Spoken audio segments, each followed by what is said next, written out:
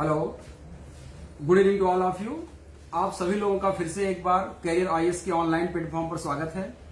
मैं सुदीप कुमार श्रीवास्तव, आपका ecology environment faculty. Friends, हम लोग फेसबुक पे लगभग 2 दिन से मिल रहे हैं और इकोलॉजी एनवायरमेंट के बारे में आपको कुछ विशेष जानकारी प्रोवाइड कर रहे हैं।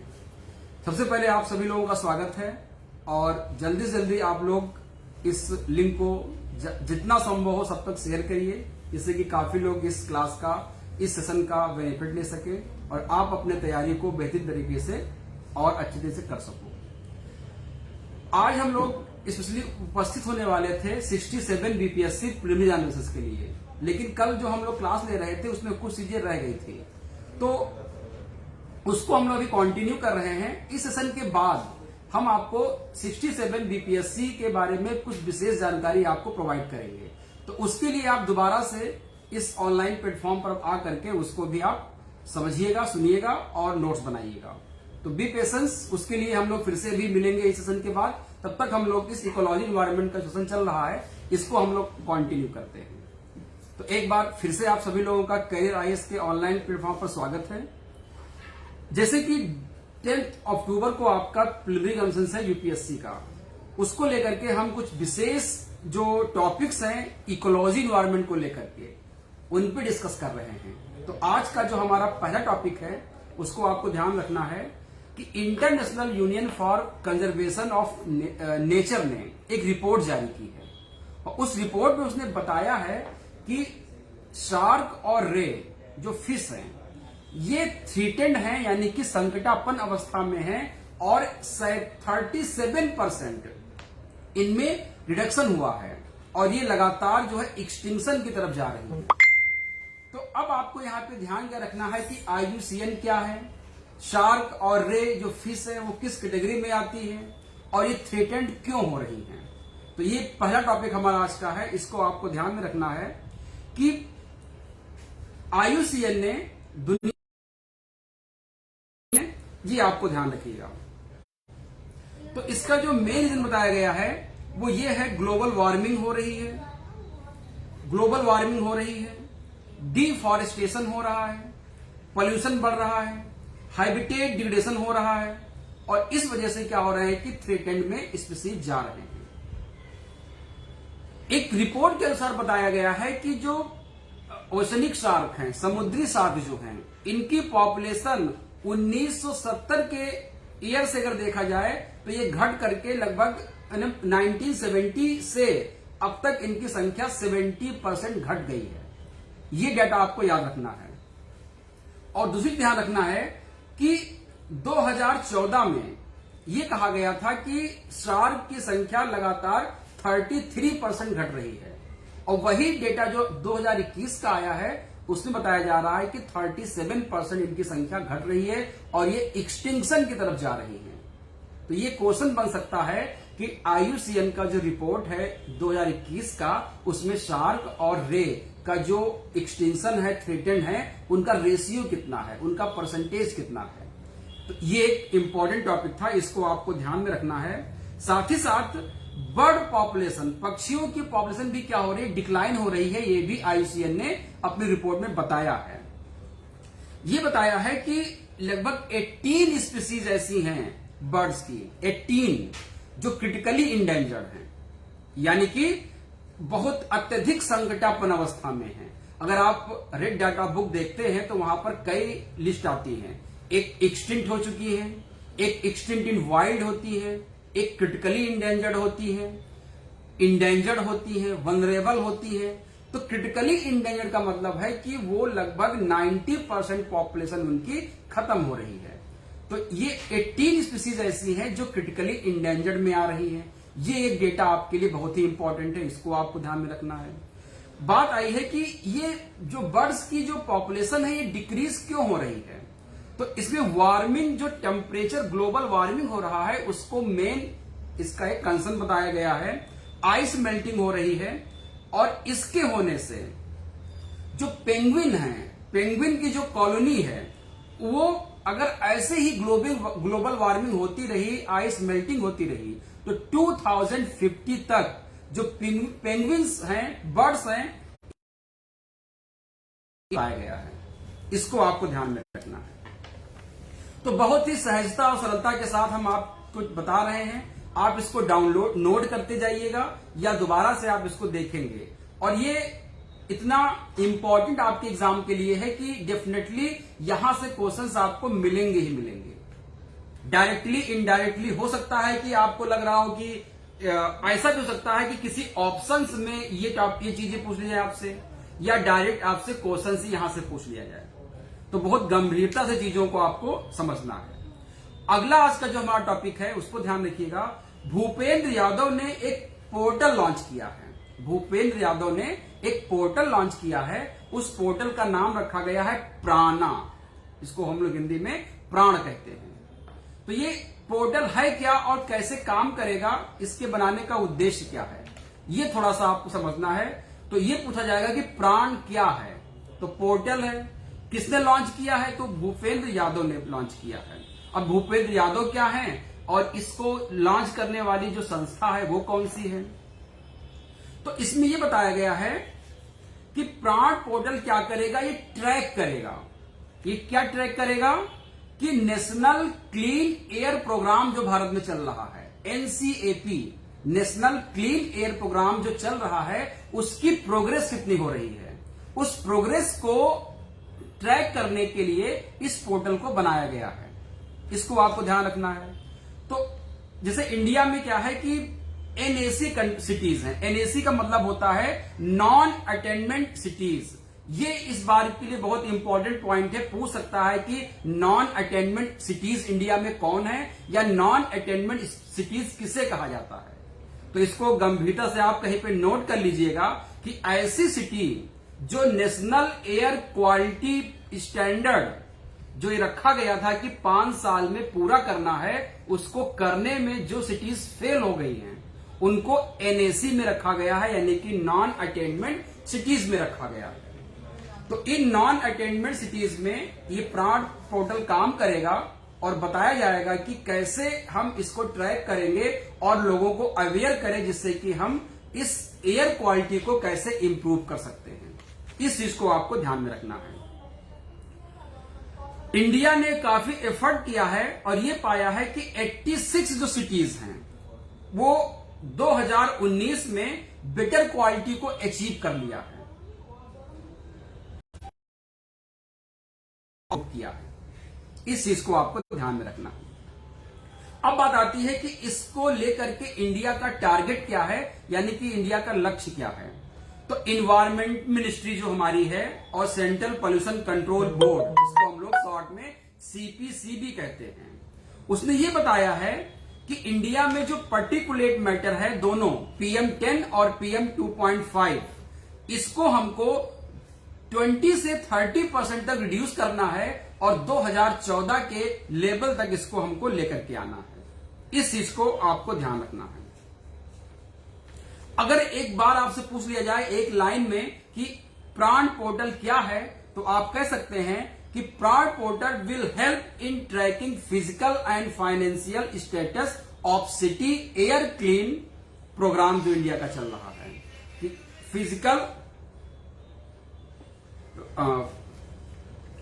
फिजिकल और इकोनॉमिकल जो प्रोग्राम चल रहा है, इसको लेकर के उसको किया जाएगा। इस चीज को आपको ध्यान में रखना है। अब इसको लेकर के इंडिया और जापान के बीच में एक हाई लेवल पॉलिसी डायलॉग हुआ है। ये बहुत इंपॉर्टेंट है। ये पूछ सकता है कि अभी हाल ही में इंडिया और चाइना के बीच में जो हाई लेवल डायलॉग हुआ है, वो उनमें कौन कौन से पॉइंट्स को, कौन कौन सी चीजों को महत्व दिया गया है। तो इसको आप ध्यान रखिएगा।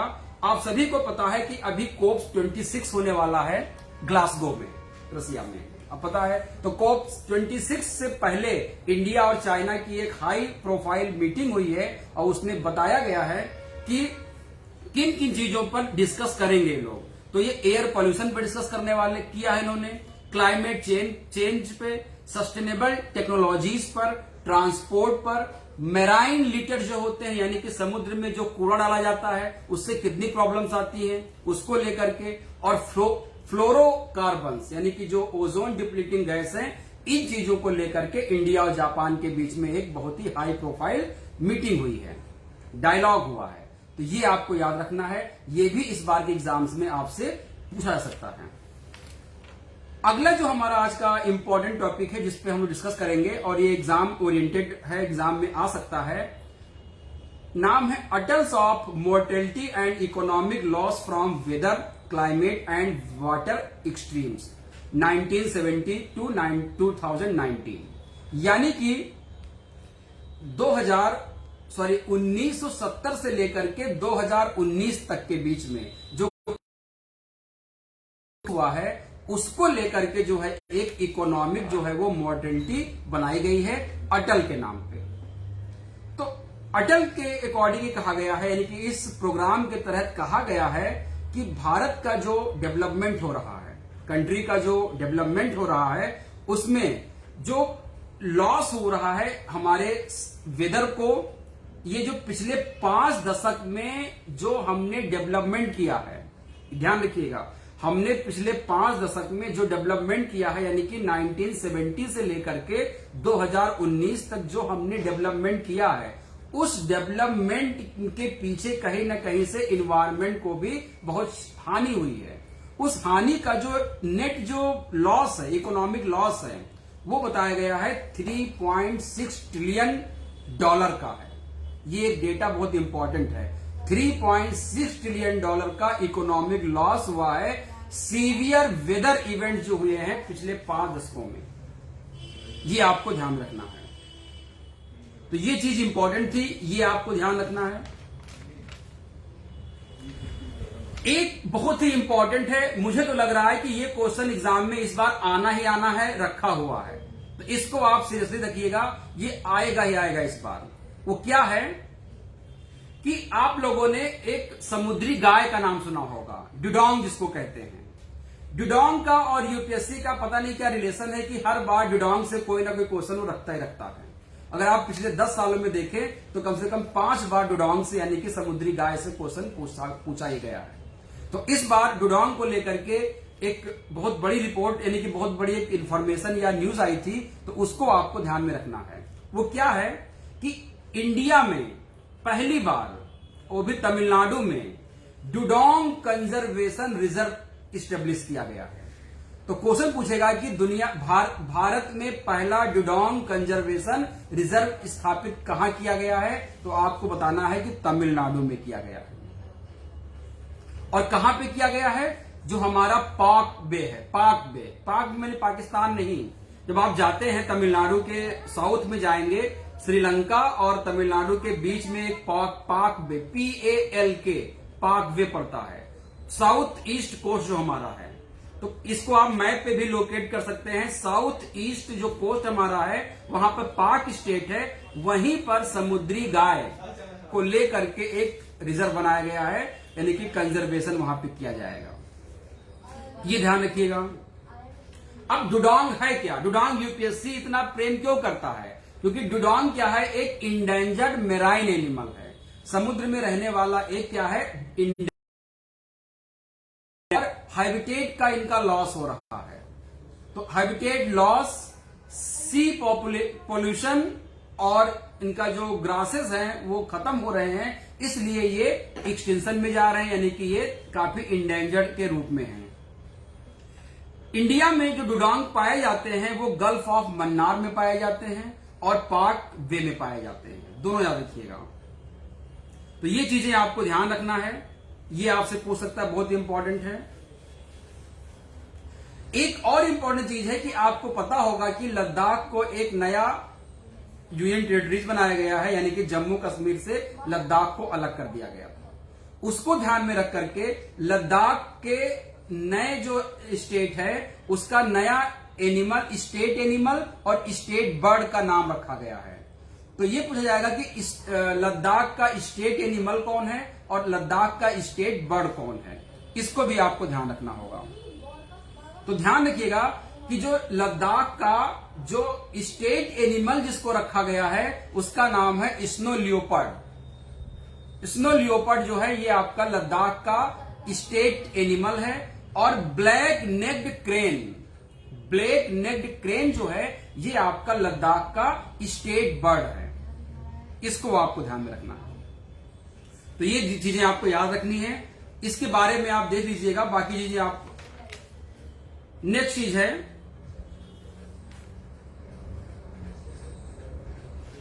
बहुत इंपॉर्टेंट चीज, आपको एक और बहुत इंपॉर्टेंट है, दुनिया का पहला, बहुत इंपॉर्टेंट है, इससे क्वेश्चन जरूर आएगा, ये भी आ सकता है कि दुनिया का पहला प्लांट बेस्ड, प्लांट मतलब पौधा, plant based smart air purifier बनाया गया है इंडिया में, दुनिया का पहला। यानी कि एक नेचुरल प्लांट होगा, एक प्यूरिफायर होगा, एयर प्यूरिफायर होगा, उस एयर प्यूरिफायर में क्या होगा, एक प्लांट होगा, वो क्या करेगा, आपके जो इंडोर जो पॉल्यूशन है एयर में, उसको वो क्या कर लेगा, रिमूव करेगा। तो दुनिया का पहला plant based air smart air purifier बनाया गया है, जिसका नाम रखा गया है यू ब्रीथ लाइफ। तो एग्जाम में क्वेश्चन पूछा जाएगा कि यू ब्रीथ लाइफ क्या है, what is Ubreathe life. तो यू ब्रीथ लाइफ क्या है कि दुनिया का पहला plant based smart air purifier है, ये ध्यान रखिएगा। अब बात आएगी कि यू ब्रीथ बनाया किसने है लाइफ को, तो ध्यान रखिएगा, IIT Ropar management studies of Delhi university ने भी इसमें अपना सहयोग किया है। अब बात आती है कि ये जो इसको डिजाइन किसने किया है, तो आईआईटी रोपर ने जो है डिजाइन किया है आई हब और AWADS ने मिलकर के। AWADS का फुल फॉर्म पूछ सकता है, तो agricultural and water technology development hub, इन दोनों ने मिलकर के जो है इसके प्रोजेक्ट को पूरा डिजाइन किया हुआ है। अब बात आती है कि ये काम कैसे करेगा, तो ये बिल्कुल इसमें क्या होगा कि जैसे नेचुरल प्लांट होते हैं, इस एयर प्यूरिफायर में यानी कि यू ब्रीथ लाइफ में एक लीफ वाला जो प्लांट होगा उसको वहां पर ग्रो कराया जाएगा, और कमरे के अंदर ये क्या करेगा, लीव्स जो होंगी वो सॉइल जो होगा, जो गमले के अंदर उसी में रखा जाएगा इसको, तो लीव्स क्या करेंगी, एयर को ट्रैप करेंगी, लीव्स क्या करेंगी, एयर को ट्रैप करेंगी, और उस ट्रैप करने के बाद उस एयर में जो CO2 आएगी उसको वो खींच करके कहां पे ले जाएंगी, उसके रूट जोन में लेके चली जाएंगी, और जो भी कमरे में जो CO2 होगा या जो भी पॉल्यूटेंट होगा वो सारा लीफ के रास्ते से रूट में जाकर के क्या हो जाएगा, वहां पे डंप हो जाएगा या वहां पर एब्जॉर्ब हो जाएगा। तो कमरे की जो पूरी जो गंदगी होगी, जो पॉल्यूशन होगा, वो प्लांट खींच करके रूट में जाकर के उसको यानी कि वहां पर डाल देगा और वो प्यूरिफाइड कर देगा। अब बात आएगी कि ये किस टेक्नोलॉजी पर काम करता है, भी पूछ सकता है। तो ध्यान रखिएगा कि जो यू ब्रीथ लाइफ है ये एक नई टेक्नोलॉजी है जिसका नाम है अर्बन मुन्नार इफेक्ट। तो ये पूछ सकता है कि अर्बन मुन्नार इफेक्ट क्या है। तो अर्बन मुन्नार इफेक्ट क्या है कि एक प्लांट वेस्ट जो है वो स्मार्ट प्यूरिफायर है, जो जिसका नाम यू ब्रीथ लाइफ रखा गया है, और ये इंडोर एयर को क्या करेगा, पॉल्यूशन से फ्री करेगा। इसको आपको ध्यान में रखना है,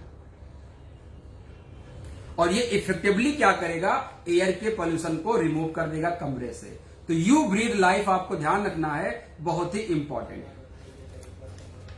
अगली चीज जो आपको ध्यान रखनी है वो ये है,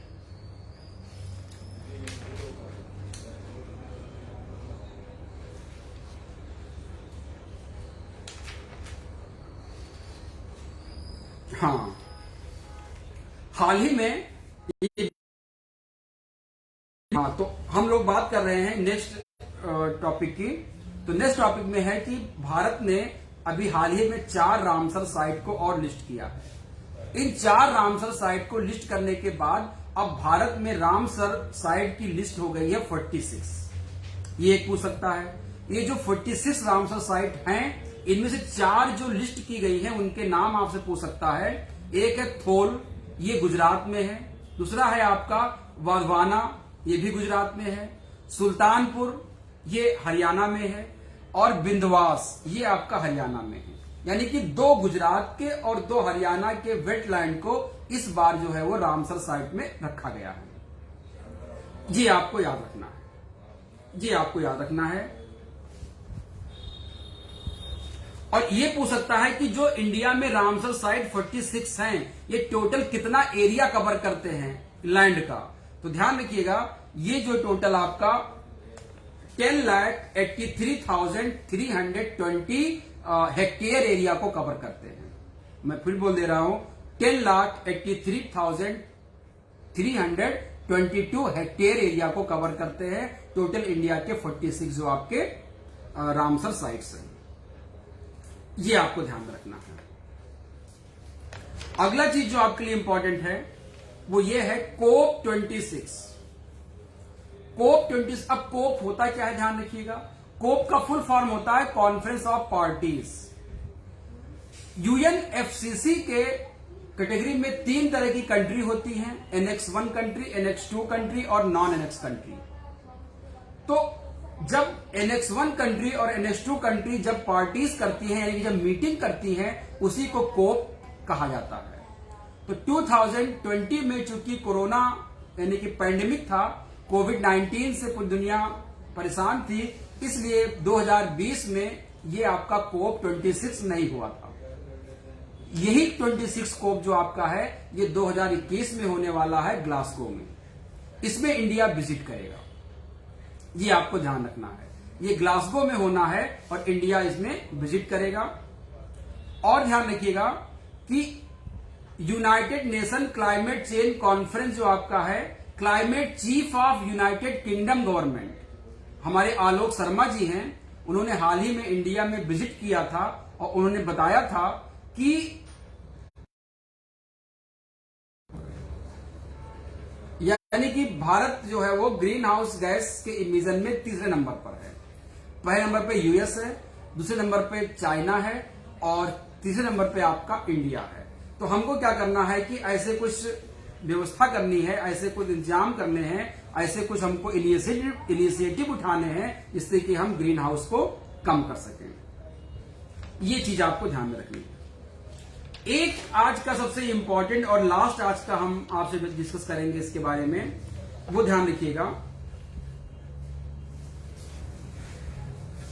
हाल ही में भारत के 14 ऐसे टाइगर रिजर्व हैं जिनको जो है वो ग्लोबल कंजर्वेशन स्टैंडर्ड के अंतर्गत रखा गया है। बहुत इंपॉर्टेंट पॉइंट है, पूछ सकता है कि भारत के कितने टाइगर रिजर्व्स को ग्लोबल कंजर्वेशन स्टैंडर्ड के अंदर रखा गया है। तो ये ध्यान रखिएगा।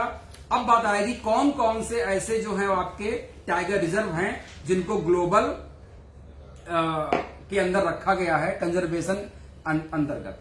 तो पहला ध्यान रखिएगा, 3 आसाम से हैं, ओरांग, मनास और काजीरंगा। ओरांग, मनास और काजीरंगा। 3 मध्य प्रदेश से हैं, कान्हा, पन्ना और सतपुड़ा। कान्हा, पन्ना एंड सतपुड़ा। और एक आपका महाराष्ट्र से है पेंच, एक आपका बिहार से है वाल्मीकि टाइगर रिजर्व, एक आपका यूपी से है दुधवा, एक वेस्ट बंगाल से है सुंदरबन, एक केरला से है परम्बी कुलम और एक आपका कर्नाटका से है बांदीपुर टाइगर रिजर्व। और तमिलनाडु से आपके 2 हैं, अनाई मलाई और मुद्दू मलाई टाइगर रिजर्व।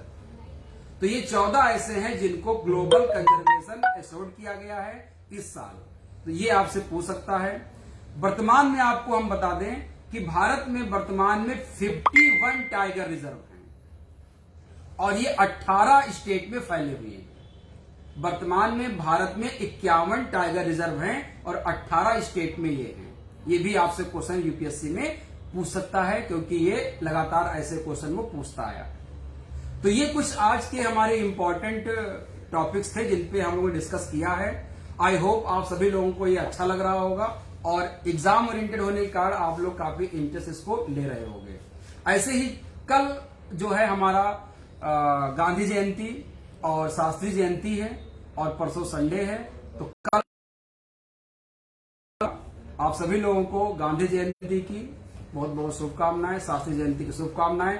हम लोग फिर मिलेंगे एक नए सेशन के साथ और अभी हम लोग दोबारा से लाइव होंगे 67 बीपीएससी प्रीलिमिनरी एग्जामिनेशंस के एक महत्वपूर्ण टॉपिक को लेकर के। तब तक के लिए धन्यवाद, थैंक यू।